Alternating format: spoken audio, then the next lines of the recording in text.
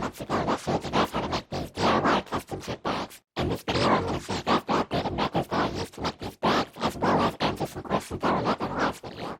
Stay tuned if you want to learn how to make them.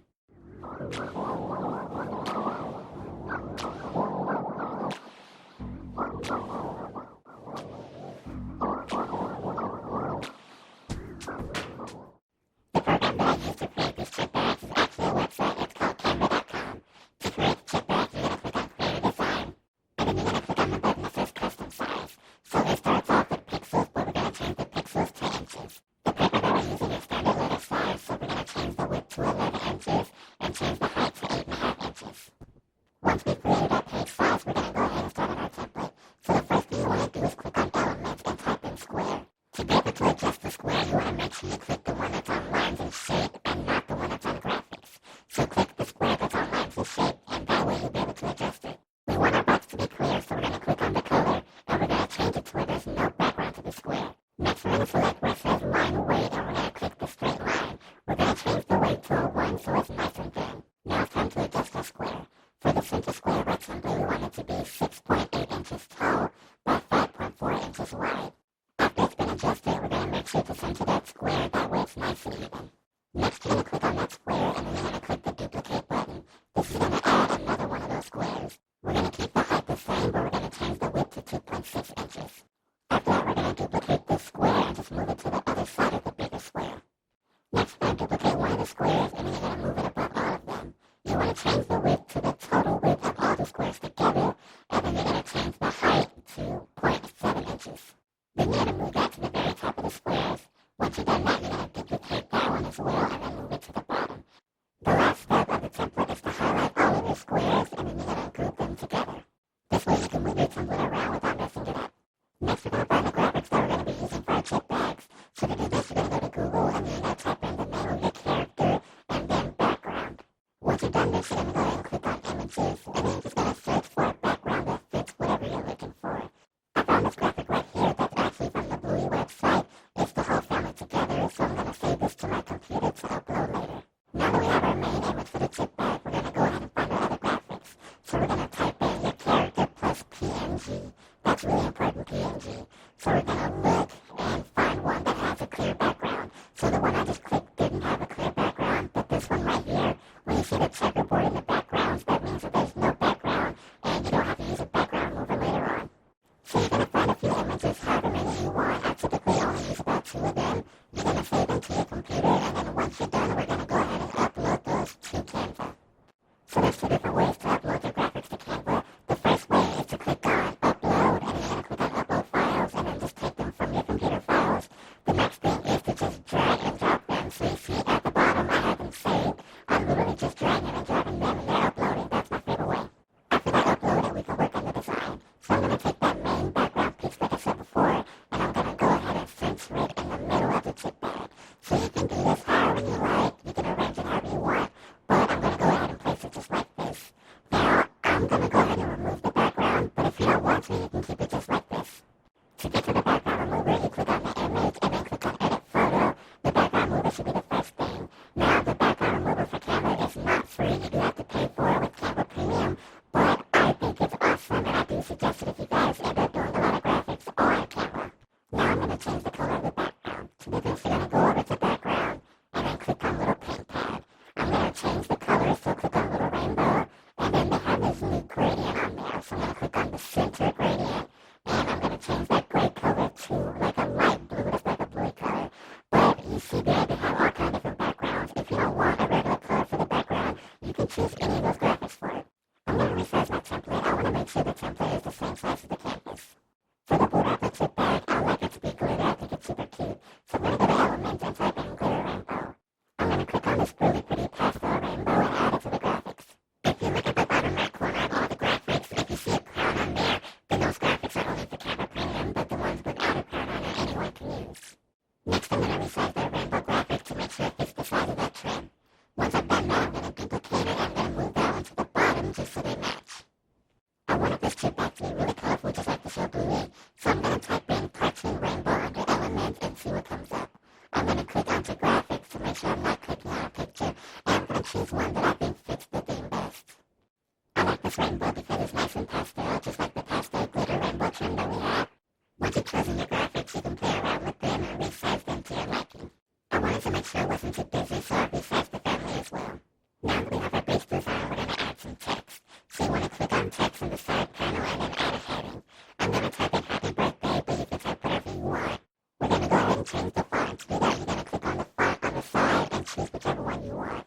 I'm using this font right here. I actually purchased this one from Etsy, but Canva has a whole bunch of built-in fonts that you can use. A good place to find free fonts is thefont.com. I love this website because they have a plethora of designs and they have some inspired by different TV shows and pop culture things. Here I'm changing the color of the font and I'm adding a border to it. After that I'm going to go ahead and curve it so it's the same shape as the rainbow. So you go down and you click on curve and then you just kind of play around with it until you like the shape of it. We want our chip bags to mirror actual chip bags, so we're going to add a barcode and some nutrition facts. I purchased birthday nutrition facts from Etsy, but you guys can go ahead and make your own if you would like. And then as far as the barcode, Canva actually has barcodes under elements. If you search barcode, you see them there. Like I said, these nutrition facts here, I bought these on Etsy, and there's a whole bunch of variations to them. But if you have time, you can take the time to build one using the text box feature on Canva. I like to add a white square behind the nutrition facts just so they stand out a little bit more. So to do this, you go to elements and you just type in square and you're going to find the same one that you did earlier. And then just change it white. Once you've done that, you're going to resize that box to fit the nutrition facts, and then you're going to right click and send that to the back. So you want to send it behind the nutrition facts. That way you can still read them. Now we're almost done with our design. I'm going to go to upload and I'm going to scroll back up to the top and I'm going to click on those PNGs that we found earlier. I'm just resizing them and I'm going to add one in between the barcode and the nutrition bags. And I'm going to add the other one to the other side of the chip bag. The beauty of designing your own bag is that you can make it however you want. If you don't want to add these side characters, you don't have to do that. But I like the way it looks on the back of the chip bag. Next I'm going back to elements and I want to add a cloud to the chip bag. So I'm going to type in cloud and I found this one right here that actually looks like the clouds from Bluey. I think it's super cute.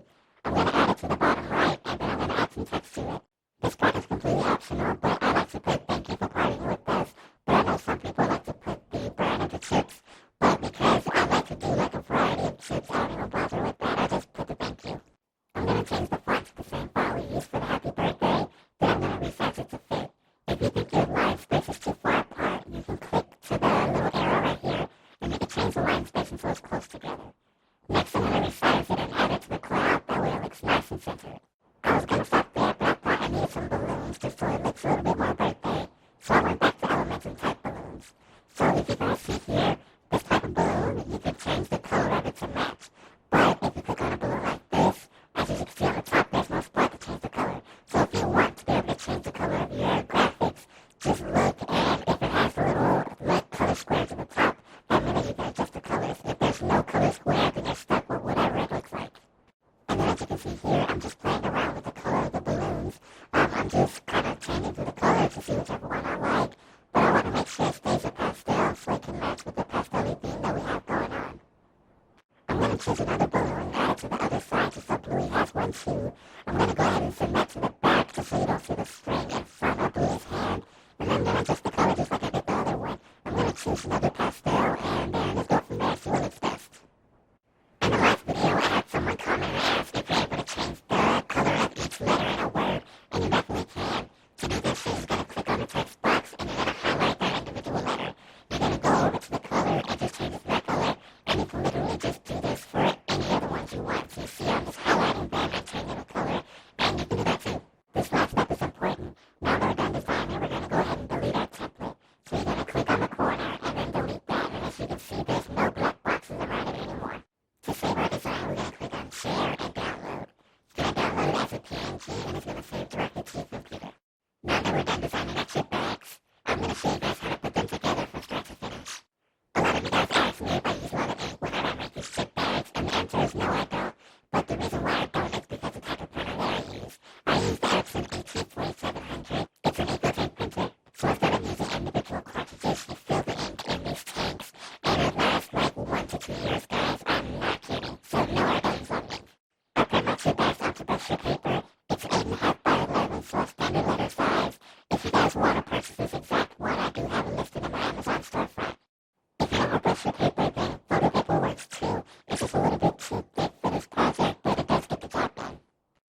materials you need to assemble your chip bag. The first one is this paper crumper I got it from Amazon.